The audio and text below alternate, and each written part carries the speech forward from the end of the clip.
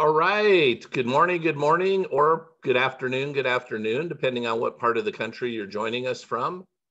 Coach Kevin here, and we are going to go ahead and get started. I'd like to keep everybody on mute for now. You guys are all going to get an opportunity to share what you want to share and ask questions. But for now, just please make sure that you're on mute so we're not interrupting anybody. And the very first thing I want to do is go ahead and share my screen with you guys. All right. Okay, the thing that I want to share with you, especially those that are here with us for the very first time, is let you know that we have a Facebook group that corresponds with this meetup, and it has exactly the same name. I want to be really rich, and I do not apologize for it.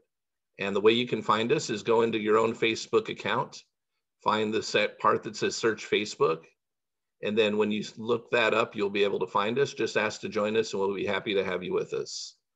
The other way you can find us is go directly to facebook.com/groups/ I want to be really rich as one word. So why would you want to join the Facebook group? A few different reasons. Reason number one, if we have any special announcements, usually we'll have those pinned to the top that would apply to you guys. The other reason is, as long as I remember to hit the record button, which I typically do, we go ahead and record our Zoom sessions together, and then they're archived here. As you can see, there's yesterday's and the day before and so forth. And sometimes people want to come on here into the group and ask questions outside of the 45 minutes or so we have together each day, Monday through Friday. So this group can definitely be important to you and be another resource for you. So hopefully you'll choose to join it. The next thing I want to share with you guys is what we're studying right now. So what we do with materials that I have, I don't know how many of you watched when you joined the group, the initial link to the video that described what the group is about and told a little bit about us. But my personal, well, a lot of people have been mentors and trainers to me, but two people that have had a significant impact on me as mentors and trainers in relationship to money and wealth and attracting those things into my life. One is a gentleman by the name of Robert Kiyosaki, who I actually had the opportunity to work very closely with and got to work with their company as an advisor. Now, I wasn't somebody who wrote books for them like some of the other advisors. I was brought in to advise them on building spheres of influence and how I had taken their material and created a huge entrepreneur group out of it.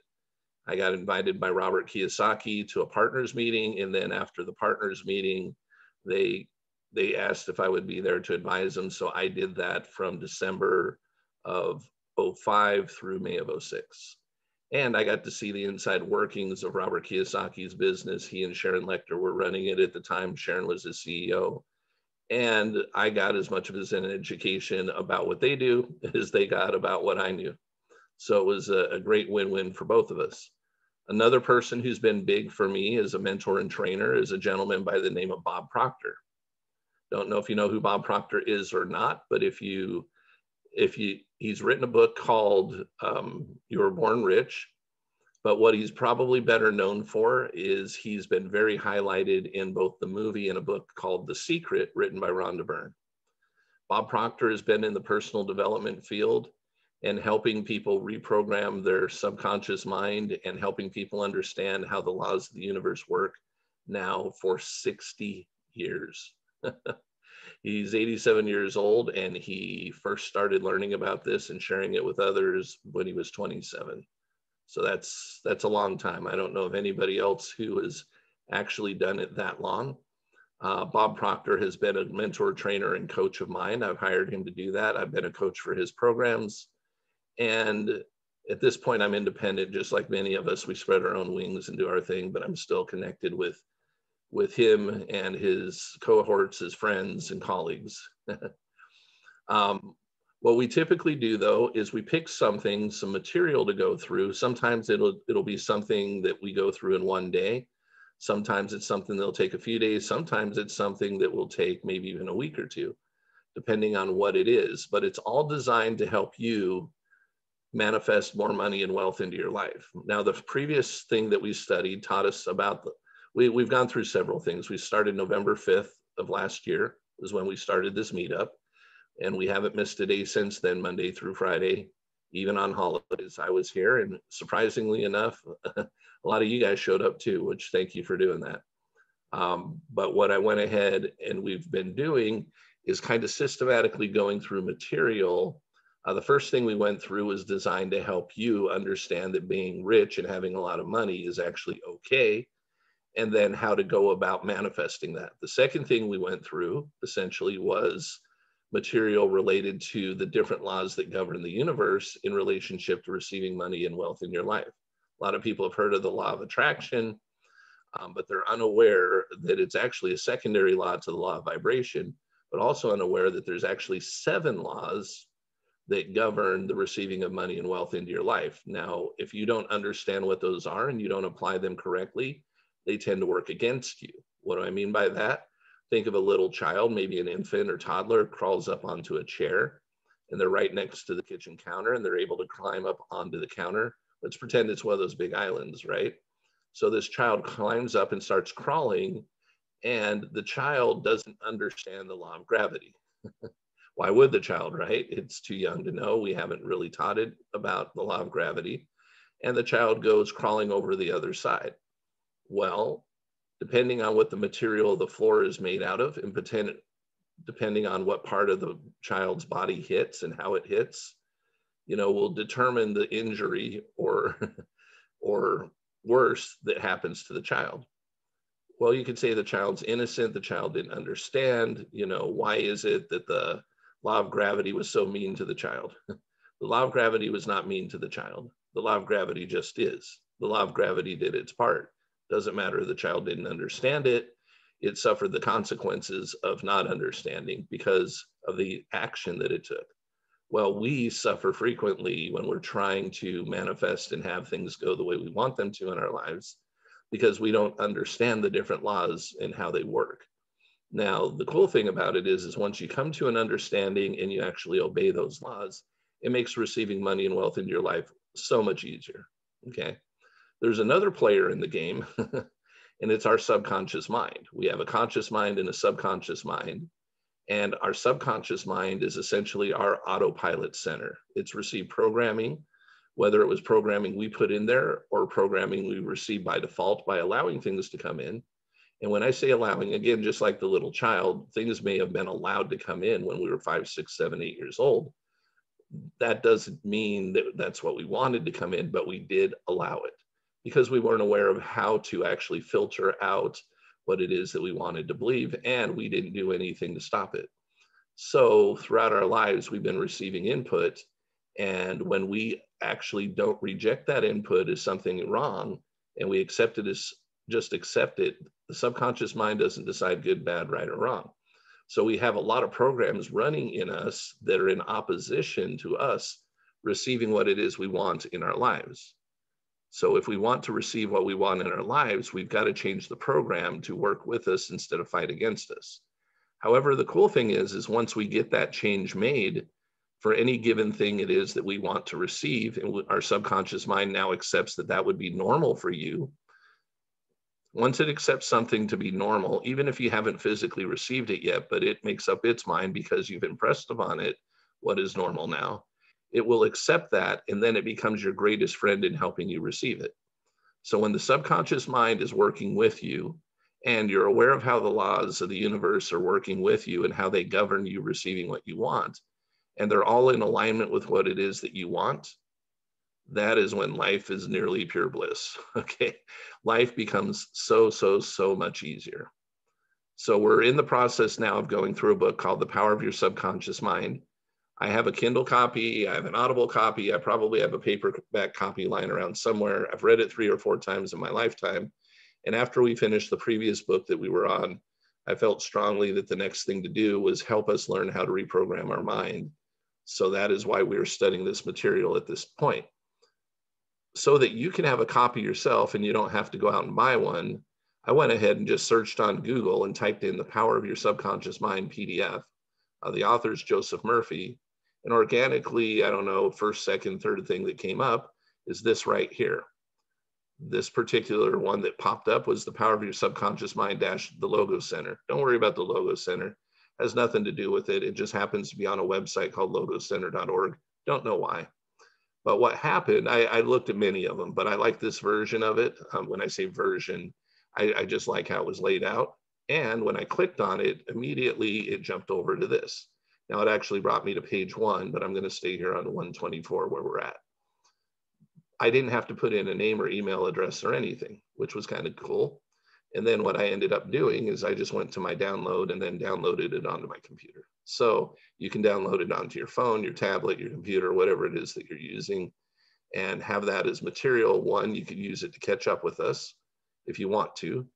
You can go into, again, the Facebook group, join us. That's another way that you can get caught up with us if you want to.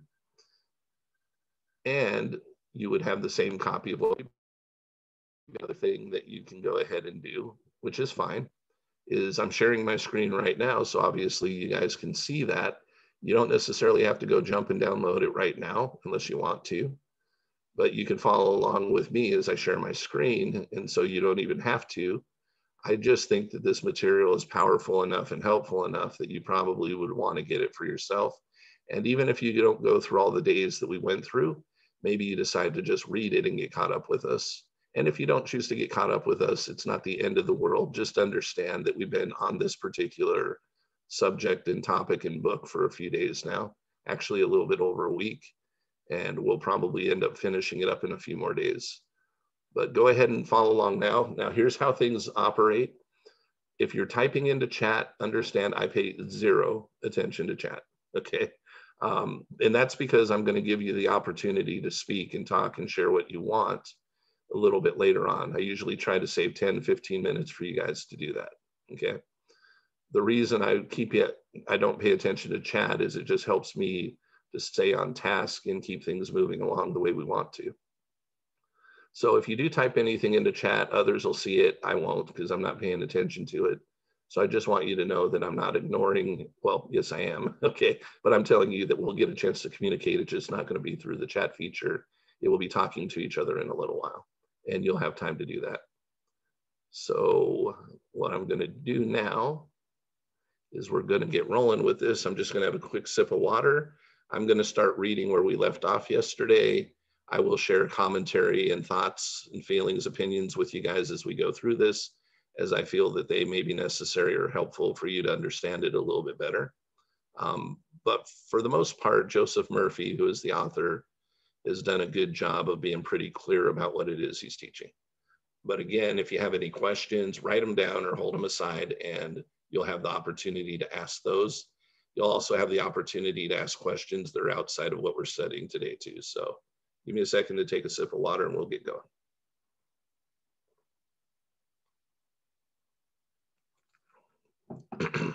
Okay.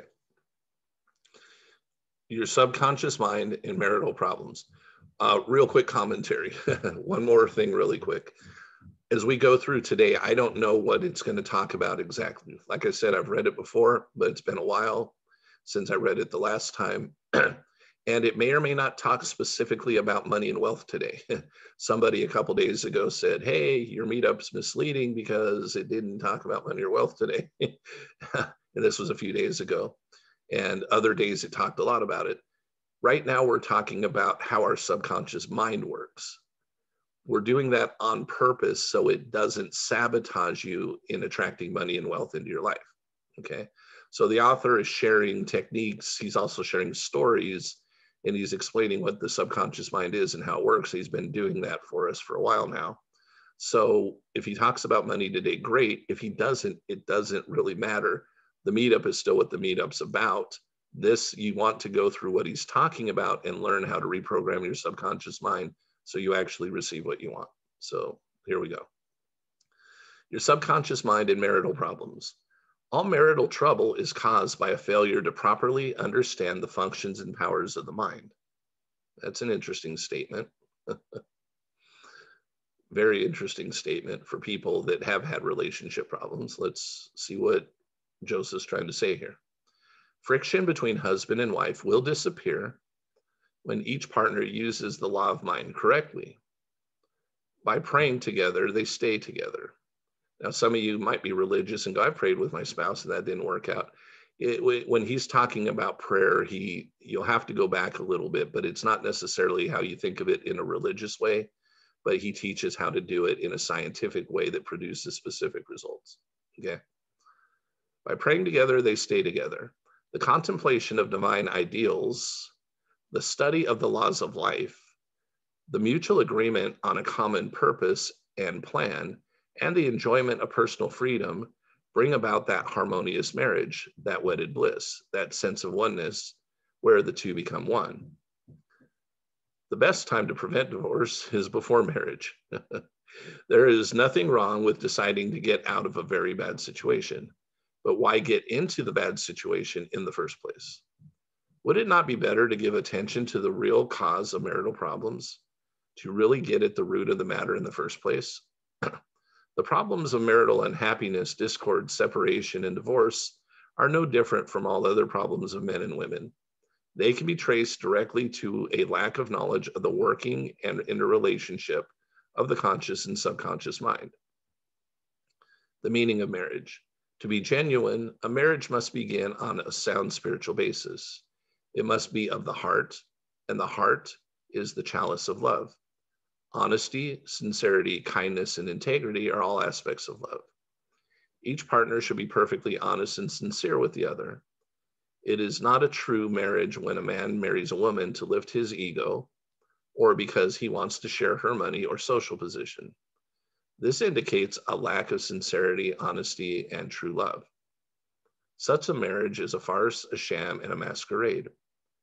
If a woman says, "I'm tired of working, I want to get married because I want security," her major premise is false.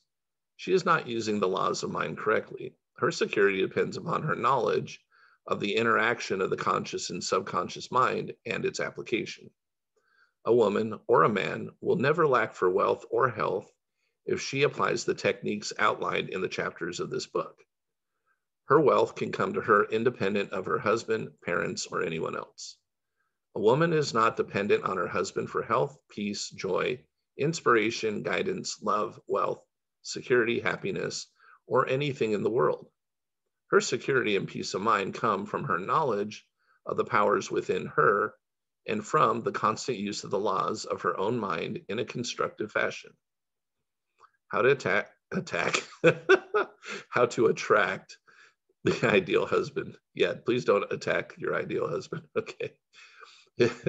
If you have studied the chapters that precede this one, you are now acquainted with the way your subconscious mind works. And that's why I recommend those of you that have joined us more recently, you go back and study those things, okay? Because you are now acquainted with the way your subconscious mind works. You know that whatever you impress upon it will be experienced in your world. Begin now to impress your subconscious mind with the qualities and characteristics you desire in a man. The following is an excellent technique. Sit down at night in your armchair, close your eyes, let go, relax the body, become very quiet, passive, and receptive. Talk to your subconscious mind and say to it, "I am now attracting a man into my experience who is honest, sincere, loyal, faithful, peaceful, happy, and prosperous. These qualities that I admire are sinking down into my subconscious mind now. As I dwell upon these characteristics, they become part of me and are embodied subconsciously. I know there is an irresistible law of attraction and that I attract to me a man according to my subconscious belief. I attract that which I feel to be true in my subconscious mind. I know I can contribute to this peace and happiness. He loves my ideals and I love his ideals. He does not want to make me over. Neither do I want to make him over. There is mutual love, freedom, and respect." Practice the process of impregnating your subconscious mind. Then you will have the joy of attracting to you a man possessing the qualities and characteristics you mentally dwelt upon. Your subconscious intelligence will open up a pathway whereby both of you will meet, according to the irresistible and changeless flow of your own subconscious mind. Have a keen desire to give the best that is in you of love, devotion, and cooperation.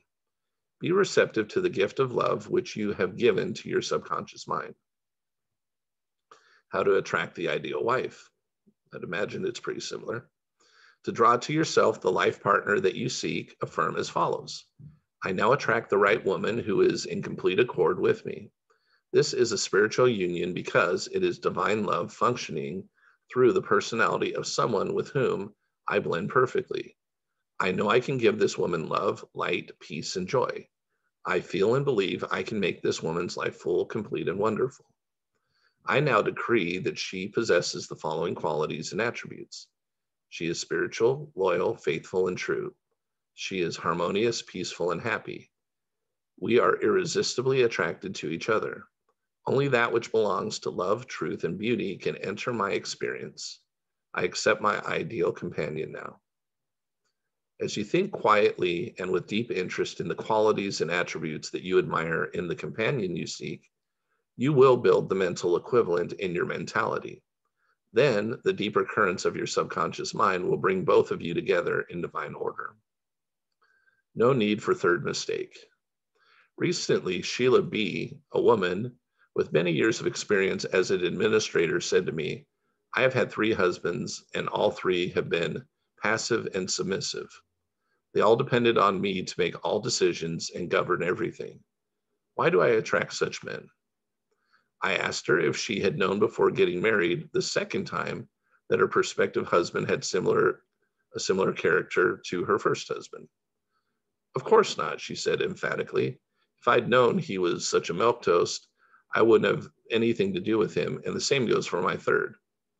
Sheila's trouble did not lie with the men she married. It was a result of her own personality makeup.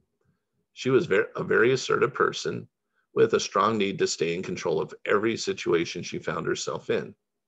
On one level, she wanted a partner who would be submissive and passive so that she could play the dominant role. At the same time, her deeper need was for a partner who would be her equal. Her subconscious picture attracted to her the sort of man that she subjectively wanted. But once she found one, she discovered that he did not meet her real needs. She had to learn to break this pattern by adopting the right prayer process.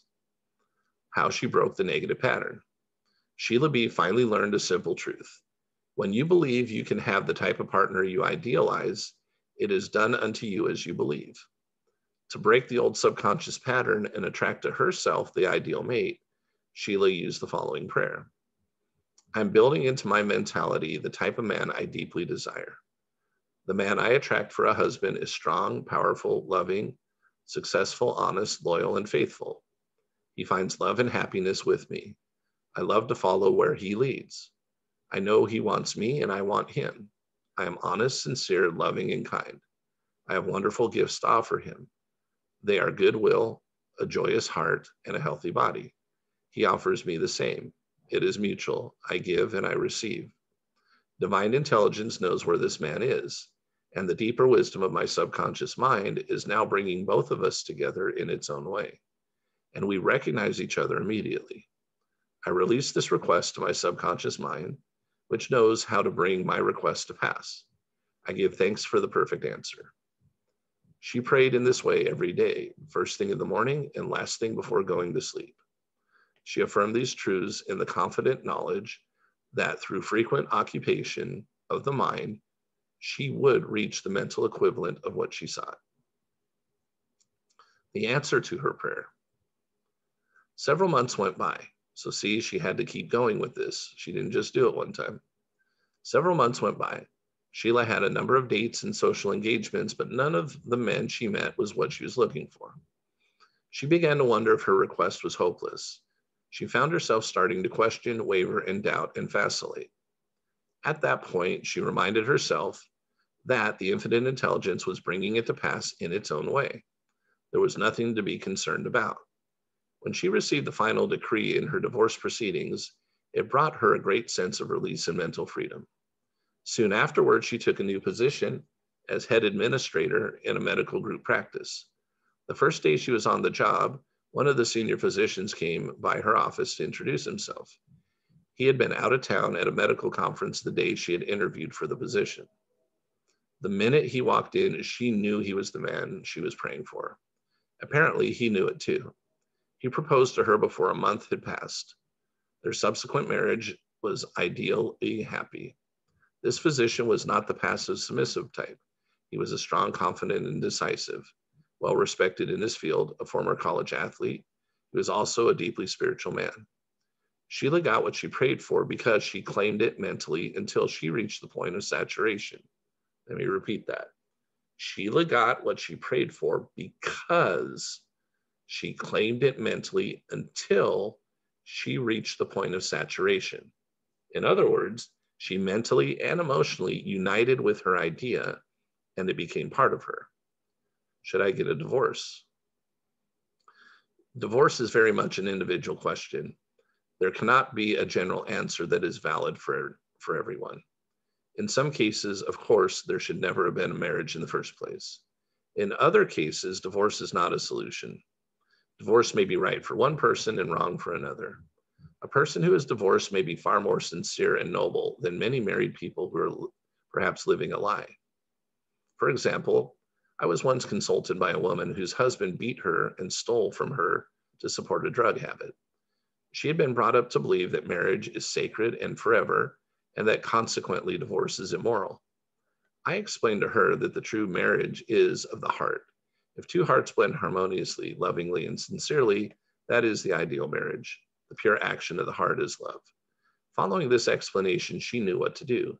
She knew in her heart that there is no divine law that compelled her to be browbeaten, intimidated, and beaten, simply because someone once said, "I pronounce you man and wife." If you're in doubt as to what to do, ask for guidance. Know that there's always an answer and that you will receive it. Follow the lead that comes to you in the silence of your soul. It speaks to you in peace. Let me repeat that. Follow the lead that comes to you in the silence of your soul. It speaks to you in peace.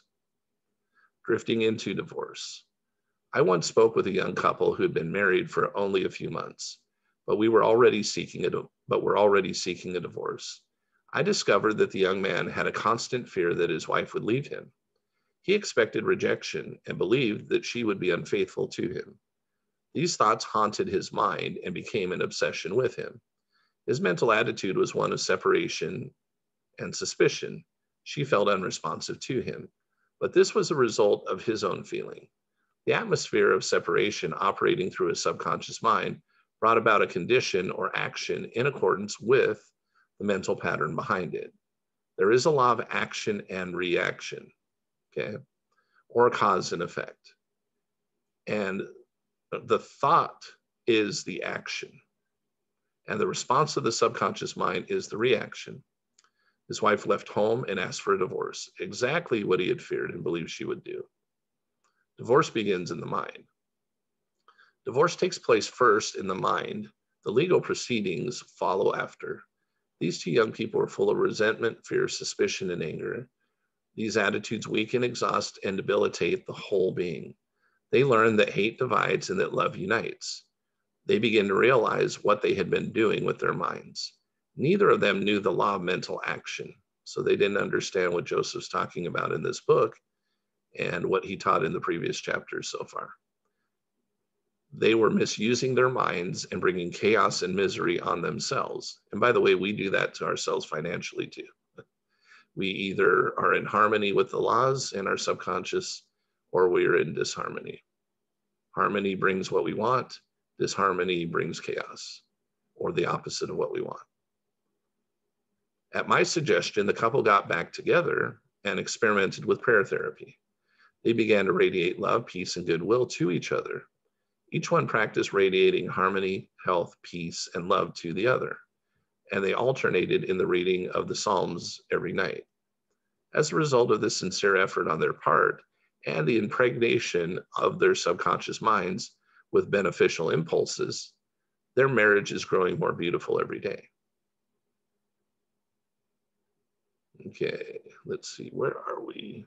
I'm going to stop there for now. And let's come out of screen share. All right, we've got 18 people with us today. Awesome, awesome. Good to see more of you joined us since we got started. You can see many of you have been here with us before. So here's how things go now, all right? This is your opportunity to share your thoughts and your feelings and your opinions, as long as they're related to the subjects we're talking about, okay? So you can share, and by the way, if you've had some good experiences in relationship to manifesting things that you want in your life, you can talk about it in relationships, since that was talked about today. Also talk about it in relationship to receiving money and wealth in your life. Feel free to share those with us. If there's any ahas that came out of what it is that we just read, or things that we've studied in days past, feel free to share those. And if you have any questions about what it is that we were reading today, and or anything related to manifesting more money and light and wealth into your life, you can feel free to ask those questions. So what you do is you just come off mute, start sharing or asking your question. If two of you do it at the same time, we'll try and figure out who started first and we'll just take one, then the next, and then we'll go on that way. So anybody who has something that they would like to share or a question that they would like to ask, now is your time. Just come off of mute and do so. Hi, this is Dale, and I have the book, and I found where you were at. I have several of Joseph Murphy's books and Catherine Ponder as well. Awesome. And I admit I haven't been persistent in practicing. And I'm in a situation where I very much want to have prosperity. I do want to move. I'm grateful that I have a place to live right now. And I want to live in a quite luxurious place. And how long does it take before things start to manifest? I read in the books it took some people a month. I read in books that it takes some people like a half a year. Here's what I would tell you. The sooner that your subconscious mind accepts as normal whatever it is that you want, that's how fast it tends to manifest. And it's a little bit different for different people. So what you just said to me, the first thing you said is, I know some stuff, right? I've read Catherine, I've read Joseph, probably some other material too, right? Mm-hmm. So there's an intellectual understanding somewhat of the process of how the mind works, law of attraction, right? However, what ends up happening is we have been taught and programmed when we went to school to learn mm-hmm. things at an intellectual level, long enough to pass a test and then forget about it. That's mostly what we've done. There's a few things we learned as we were growing. Yeah, there's a few. If you don't mind me interrupting, I also had authority figures who knew this material, but they were not good at practicing it at all. Yeah. So again, understanding at an intellectual level brings about absolutely nothing except frustration, because you're like, well, I get it, but it's not happening. Well, that's because you aren't doing it. I could know how to play the game of basketball and never get onto the basketball court and shoot a free throw. Mm-hmm. But I could explain how basketball works because I've watched games, right? I've seen, matter of fact, I could tell you what LeBron James does and Steph Curry does. I could tell you all this stuff about all these pro athletes. And if I've never shot a basketball before, I don't have the same connection with this understanding as I would as if I'd played the game before. Somebody who's been a college athlete watching a professional basketball player play probably has, even though we enjoy it for entertainment, probably has a different experience watching that game than somebody who's always watched it as a bystander who's never actually played the game before or didn't play it to any great level, right? Right. Well, if we're not applying what it is that we're learning in relationship to how our subconscious mind works or obeying the laws, then we're spectators. And so everything else that's going around us still happens. I mean, when I go to if I go to a pro basketball game, I don't necessarily leave knowing how to play basketball any better than I did when I got there. I may like have had some input and go, oh, that was really cool. But since I've never taken the shot or I don't even intend to, it's not really gonna, it's entertainment for me. And that's what a lot of people don't understand is your subconscious mind is devious that way. I mean, it's not like, but it really is, because it takes in programming and it says, and I'm just going to hit you right between the eyes, Dale, if you don't mind. Okay. Because I'm an honest and straightforward. this way. If you've been studying this stuff for any length of time and you just admit it, but I don't apply it, then you don't deserve a different house yet. And it's not a deserving like a worthiness. Let me throw that out. I didn't use the word worthy. And deserve, it's like, well, do I, because programming, right? Sometimes we were told we don't deserve things or we're bad or this or that. That's not what I'm trying to say. Every single one of us is an unlimited person with God as our, as the person who supports us. We're his, or depending on how you believe, right? But we're the children of God. Mm-hmm. And God wants the best for us. The only reason we don't receive it is because we disobey laws. Unknowingly, maybe, or knowingly, because we actually decide, I understand this, but I'm going to do nothing about it. Mm-hmm. But the other part that's keeping you from doing anything about it is your subconscious programming is saying, uh-oh, change. Uh-oh, that's not normal. So it wants to keep you where you're at based upon what is normal for you, not what's normal. There's really not a such thing as normal, okay? But whatever it feels is normal for you, that's your program. So it wants to keep you there. So you have to go through a reprogramming process that says, no, this is not normal any longer. This is what's normal. And once it decides to actually say, okay, that's what's normal, it goes out and tries to make that the normal thing in your life. And the cool thing is it succeeds every time. The subconscious mind will always win. So you have to know how to talk to your subconscious mind so it doesn't fight you. I get you. Awesome. Thanks for asking the question. I appreciate it. The participation. Okay, anybody else have any comments or questions? Don't be shy. Hey, Kevin, how are you today? Hey, how are you doing, Mikhail? Good deal, man. I'll make a comment, then I'll do another comment. One, I'm completely in accord with you. I'm a former D1 athlete and played, at the high level, but I had occasion to go out with some professionals, and you recognize quickly with some humility just the difference from being a great college player and being a pro. And it was humbling, and I ultimately realized I can't make a vocation out of this. I'm just not that good. I'm a great amateur, but no dice. And I'll make a segue. This is probably the best meeting for me because I clearly get it. I was not married to my daughter's mother, and it was a challenge raising her as we were diametrically different.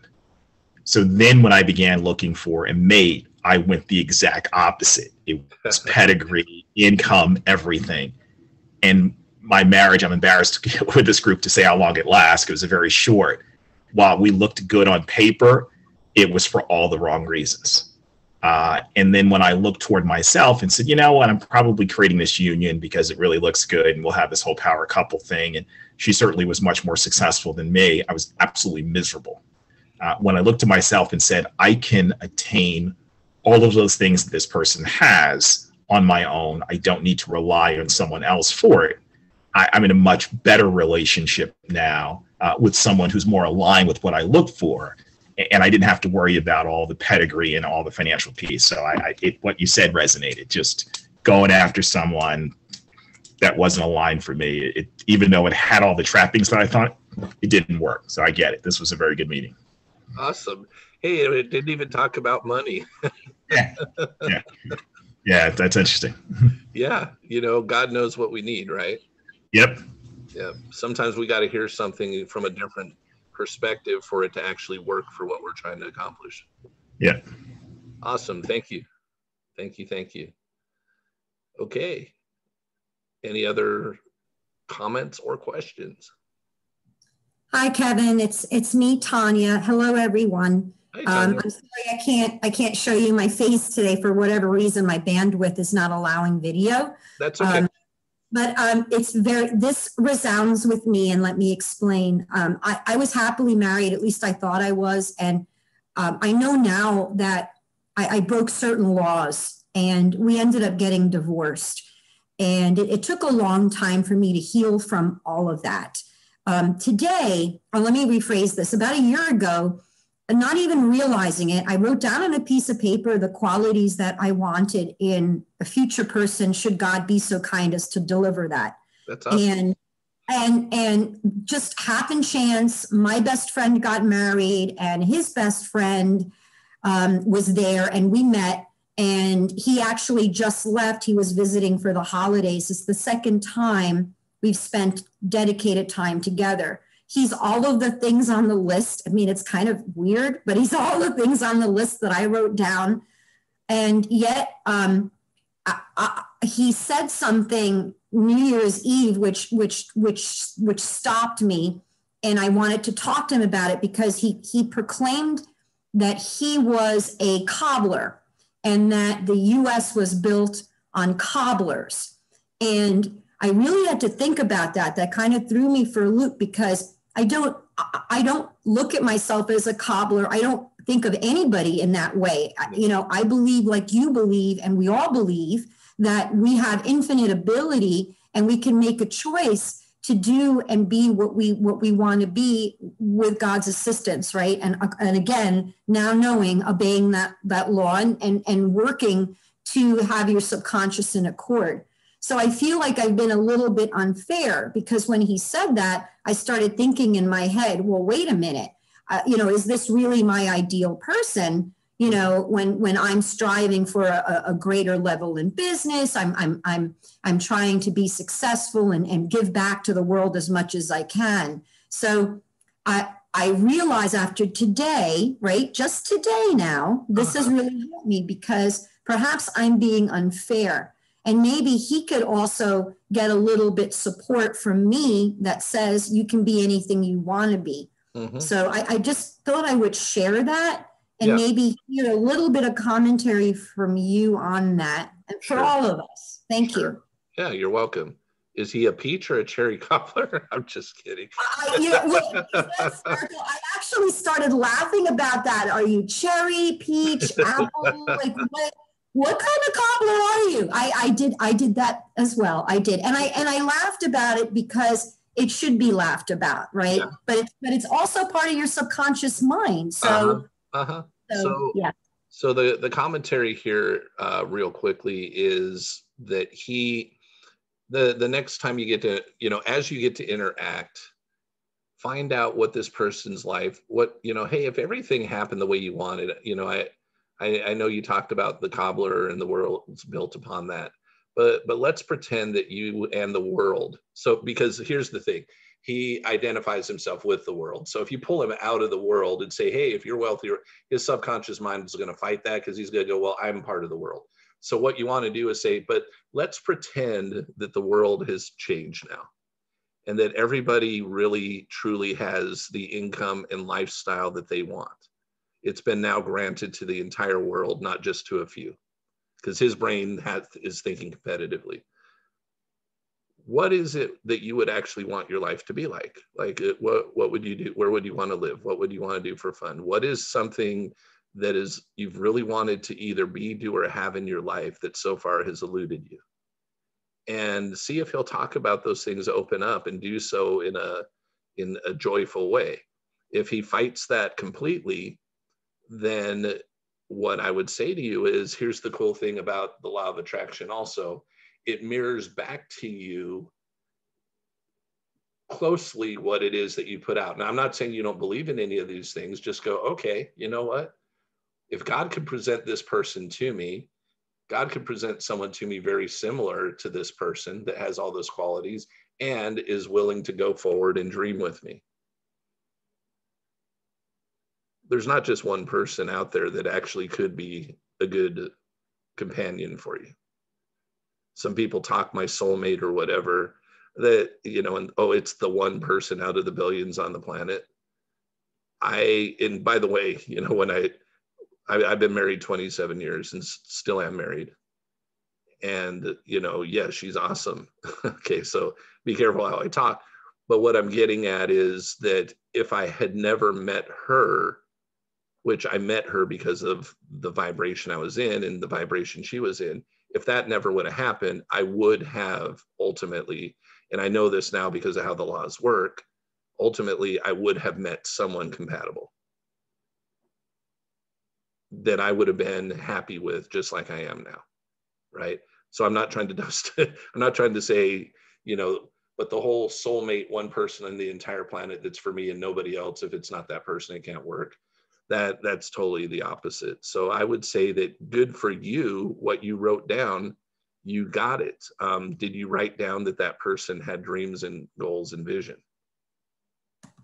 No, I did not. Okay, so go write that down. I will. I'm going to add that to my list. Yeah, add it to your list. And if this person's that person, terrific. If not, then it's the person on your list and you just forgot a few things you wanted, or you didn't know at the time you wanted those things. Well, I'm going to start on that 300 list. So that's a whole other thing. I know a lot of us are in the middle of that, but I watched that again and I was so motivated by that. So maybe in concert with that, those thoughts will come to me. And thank you again, Kevin. I appreciate it. Yeah, you're welcome. Very, very welcome. All right. So the normal time, the 45 minutes is up. If any of you have to go, I'm not holding anybody hostage, but I'm willing to stick around for a little bit longer if there are any other questions or comments that I can help you out with. So if you have any additional, if you need to go, I get it. You know, the recording will be available to you in the Facebook group later today or tomorrow morning. And thank you for coming and look forward to having you continue on with us. But if you'd like to stay, I'm here and I'll be here as long as you guys, well, not as long, but for a little bit longer as you guys, you know, make your comments or ask your questions. So any additional questions or comments, please keep going.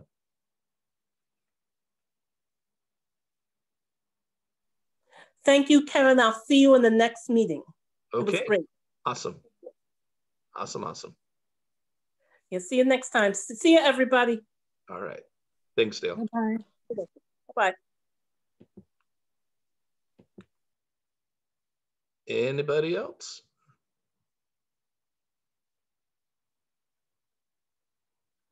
Okay.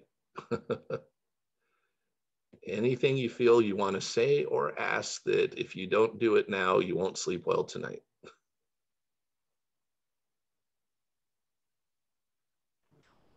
I guess I'll ask the question. Hey, Kevin. Hey. When it says to before bed and when you wake up to say your affirmation, do you just read that or do you visualize this lifestyle, or you just kind of say the script once, you know, in the morning and once at night, and then when you start to feel doubtful, tell yourself that God is bringing it to pass in his own way? Okay, so let me answer your question with a question. What do you think you should do for you? Well, I think I should just recite it because I'm feeling like it is, when I try to visualize, it feels so strenuous. Okay. Okay. Okay. All right. Here we go. Strenuous because your mind keeps wandering, or strenuous because your subconscious is telling you it's a bunch of BS? Strenuous because I guess the latter. The latter? Okay. Yeah. So here's what's going on right now, and I totally get it, okay? Because you and everybody, right? But you definitely, I've listened to you. It's like you're a big player out there, right? In the sense of like, I want it all and I want it now. Okay. So it's I want it all and I want it now. That's essentially who you are. Okay. And so when you talk about that and you get in, like you come out of a meeting, like maybe this one, right? Or different ones, or you watch something or read some material that uplifts you, you're automatically kind of in this mode of, oh, okay. And you feel like you're going to have it, and you feel like you're going to have it tomorrow. Like literally, right? That's why you felt good in the first place. We have this ebb and flow too. Remember, if you go back to the laws, your life is, but you don't want it to do this. You want to do this, right? So understand part of it's doing that. You're not always going to feel as good every day. It's like you will have days where you feel a little bit lower. Okay. But I would also say this too, and I've said it before, chill out. Okay. You're the chill out person, right? You're the person I have to remind, chill out. and have fun, which you did go and told us you had fun and you did that. Mhm. And that you did that how many days ago? That was last weekend? Yeah, last weekend, but tomorrow I'm going to the hotel for the weekend. Okay. That's what I told you. Yeah. All right. So the one thing that your subconscious mind too, and if you don't want to share it, don't share it. Okay. If you're okay with sharing it, share it. Because I mean, obviously our group of people, right? Let's just go this. The difference between the income and lifestyle you want to have and where you actually are right now. How big, and I don't mean from a spiritual standpoint, but just let's just go worldly standpoint. How big is that gap? I would like a $70,000 more. You like how much? About 70K more. About 70K more than you earn right now per year or per week or month or what? Yeah, because I incorporate wanting children and the husband and the lifestyle that would encompass all of us. Okay. Okay. So what is the income that you feel would bring you the lifestyle you want? What's the number? I think 6 figures, so 100,000 a year. Where do you live? In Bloomfield, close to Montclair. It's a pretty affluent town, but Montclair is more affluent. What state is that in? I apologize. New Jersey, I'm sorry, New Jersey. Okay. Does $100,000 buy the lifestyle you really want? That I really, I know where I live. It won't touch it. Okay. $100,000 in San Diego. That's middle class. No, because the upper Montclair houses are like $1 million homes. Okay. That's what I like. But. Okay. Right now, what you need to do is spend more time in your vision without putting any kind of pressure, deadlines, or how to do it into your mind. You just need to play with it more and be a kid. You need to be a kid with your vision, with the intention of having it happen, but don't be so intense that you put pressure on yourself that it has to happen within X time frame. Even though you want it, and I know with dates and stuff, but sometimes dates help us, and for some people, dates will hinder us because the closer we get to the date and nothing's happened, the more we start freaking out, the more the subconscious mind beats you up. All right. Right. Enjoy your lifestyle in your imagination, morning and night at least. You could say the words if you want, but I think you need to go in your head and live it. You need to do what I said, but you got to do it every day.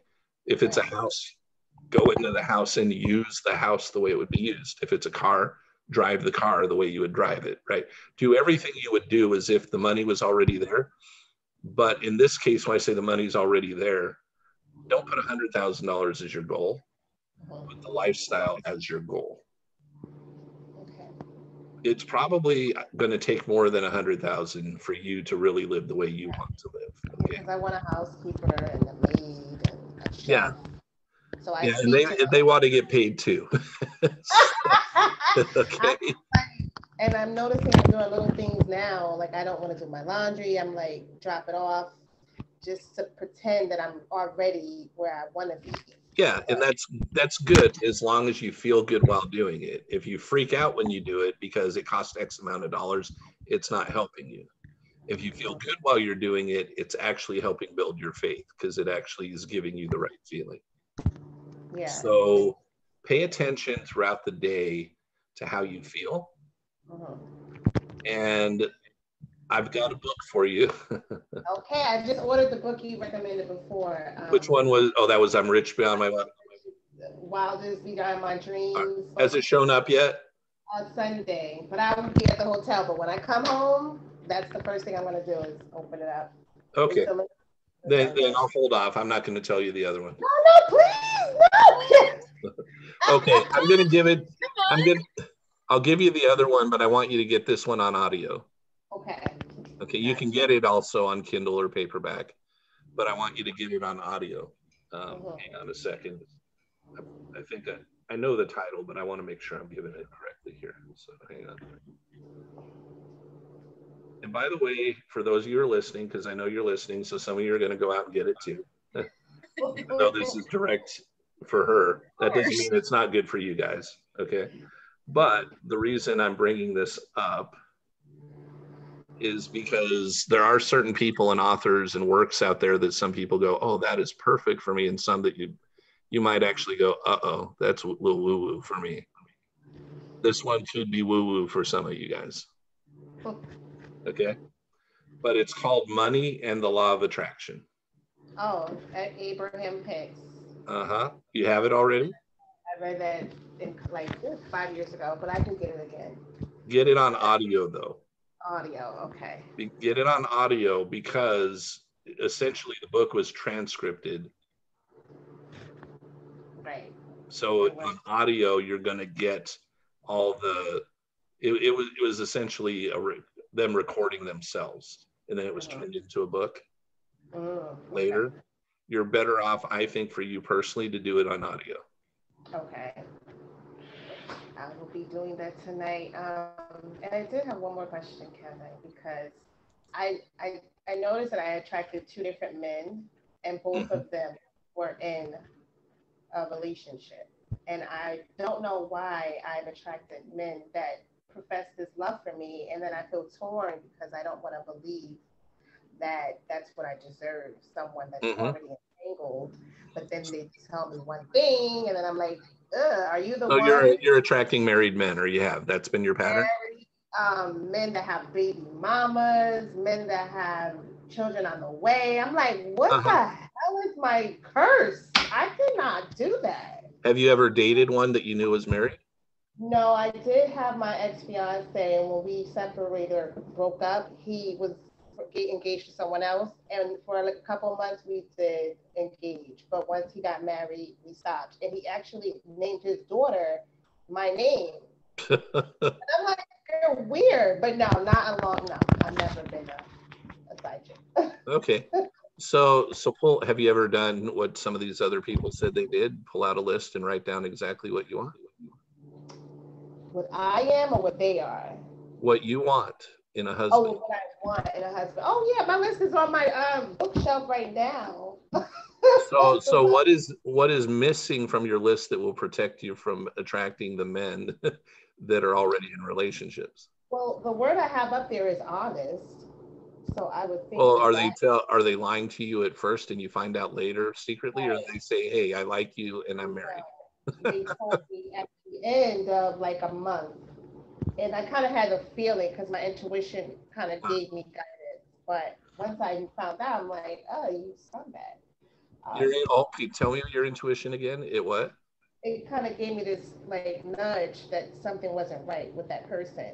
Where I saw it on a picture, I saw a ring. I'm like, well, yeah. So you're not. So then you're not listening. Listening. Your eyes did that, so did mine. Okay, you're not listening. You're not wanting to hear that. Your personality, and it's okay. You're just going to have to go through the process of changing it. You like to push things through. You do. You like, because you want everything now. Yes, that's my issue. Because I'm almost 40, I feel like, and then my dad is like in my ear. And I'm just like, well, I wanted a 50-year anniversary with the man. So that would mean we got to get the ball rolling because I'm already 36. So if we're going to have 50 years of an anniversary. You're already, how old are you? You just told us all, anybody. I love being 36. Okay, 36. So 36 from 50, Bob Proctor's 87, and he's more energetic probably than I am. Yes, but look at that. I will be 86 at 50-year marriage, right? That means I got to do it now. No. Well, who said you're going to die at that point? I mean, you can't have 50 years old too long. Like, come on, if I'm 44 and it happens, then we're already 94.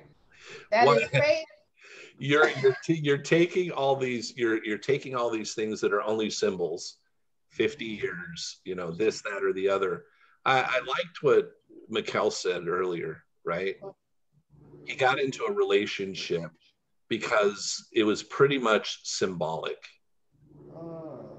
of things that he thought he should be or have, because that's what the world equated to success. if you're with the right person and you love him and he loves you back and it's a great relationship and it's only 49 years because something happens to one or the other, would you begrudge yourself that you only had 49 years with that person? No, not at all. Would you be like, I'd rather have 50 years with a piece of crap than 49 with the right one? Oh, Kevin, I can't. Kira. My life, this is what I get, but it's okay. I'm learning.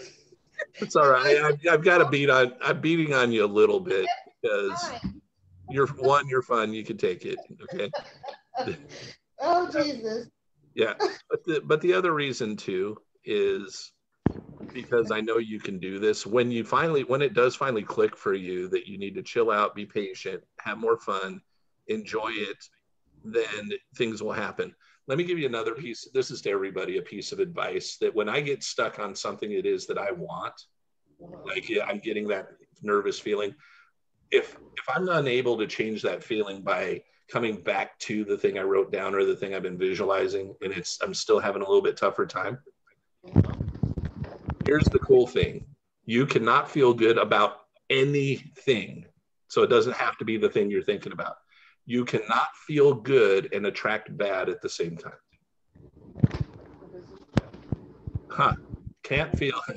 You can't feel good and attract bad. So what I've done at times like that is I'm like, you know what? And for me, I can do it because it's a little walk, right?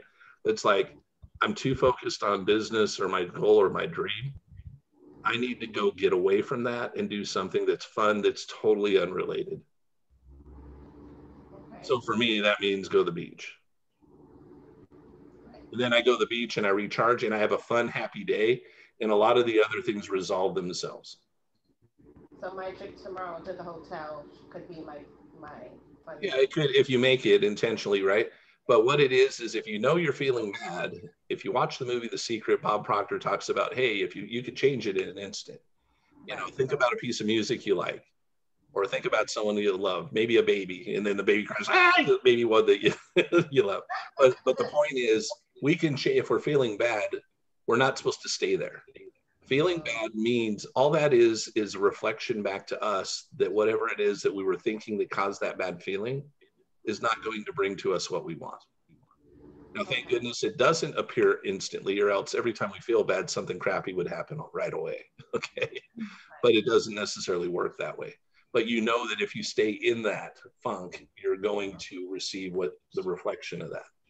Change it to something else that's fun, that you like, and you literally, again, some of those things will resolve themselves, but as long as good is happening and you feel good, you can't attract bad while you're feeling good. Right. I'm looking at what Michelle said. Yeah. Area of your search, and that's the thing. I don't want to be on a search or prowl or anything for that. I want it to just kind of appear, which is me. I don't want to like, oh, I have to go here. I've done that, and it just sets me back. But I really want to make sure I don't attract any more unavailable men. So is there like don't fear attracting it. Don't fear attracting what you've attracted in the past, because that's the wrong focus. You're fearing repetition of what you had. Stay focused on what you want. Because I want to repel them. I want to be like you don't have to. You will naturally attract what you want by quit worrying about trying to not. Okay. Force negates. Force negates. If you start pushing, it'll push back at you.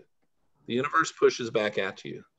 Yeah, I think the universe sends me these bugs. They're like, oh, test her. And I'm like dodging these men. I'm like, no. And the universe isn't testing you. The universe is reflecting what you gave out. So yeah, how do I give out monogamy and honesty and value and integrity? I think I'm all of those qualities. So, but but your worry is repetition of the past. Focus on that. So you're actually focused on what you're worried about. It's not that you're not those good things that you talked about, but you're worried about repeating what has already happened that you don't like.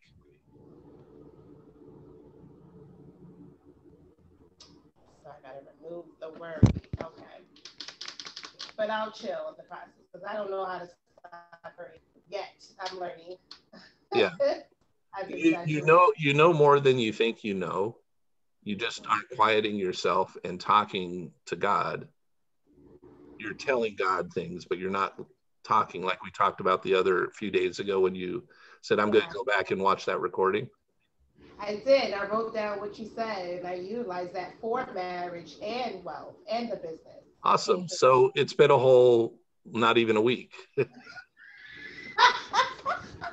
Oh, Kevin. Yeah. Your Mercedes-Benz and husband didn't show up in a week, you loser. I can't believe you didn't manifest that in 7 days. You suck. You know I'm not actually right. My stomach. Oh, Jesus. Thanks, Kevin. I have nothing else to say. So, Kevin, what you're saying is that two opposing thoughts can't coexist in the same place at the same time. Thank you. Yes. Is that what you're saying? Okay. Yeah. So if Takira, you know me, I put it out there. Yeah. So if we're thinking, okay, I'm attracting all these creepy crawly type of people, or what we consider creepy crawly, people with definite emotional issues going on. What would you say to turn that around? What kind of statements what kind of thinking would you go through to reverse that? Okay, so I mean, anything, not just romance. Yeah, I would say something to this effect. Dear Heavenly Father, I truly appreciate having you as my guide, and you know exactly what my life is like. You know that I fear right now attracting the types of relationships that I've had in the past. I don't want to fear that any longer. Would you please do me a favor? Please help me have faith and hope and belief instead of fear, worry, and discouragement. Please add your faith to mine, your power to mine, your understanding to mine, and your wisdom to mine. And together we can do anything. And I leave it in your hands to bring to me at the right time, the right person for me. What a wonderful prayer. Thank you. Welcome. And you said at the right time. Mm-hmm. At the right time. The right time. Right time. 49 years is better than 0. So you know what? It could happen soon, or you're going to live to be 120 something anyway and be all energetic, and so is he. So don't worry about it. As long as he's fine and not married and handsome. And again, you keep saying, yeah, just what you want. Don't worry about the other stuff. But they keep wanting me, and I'm just like, God, I cannot. But I'm going to take your advice. Thank you. You need to listen to that prayer again, Takira. I do. I'm going to memorize it. I really am. Because the Bible says, a good wife is a good thing. When he finds a good woman, it's a good thing. And I'm like, okay, I'm pretty good. I'm very awesome. I'm like, God, did you forget about me? Because there's some people that are not all that. And they're like married. I'm like, ew, how? That same goes sometimes with money too, right? It has nothing to do with that. Okay, see, my concept, my brain power is off. So I have to do some programming. Yeah, you need a coach maybe. Your number, look, Kevin, your number one, have you back on my list. I'll take a video. Or so, because I want you for one-on-one. So that's my 300 list. I'm almost done, guys. I'm on like 185.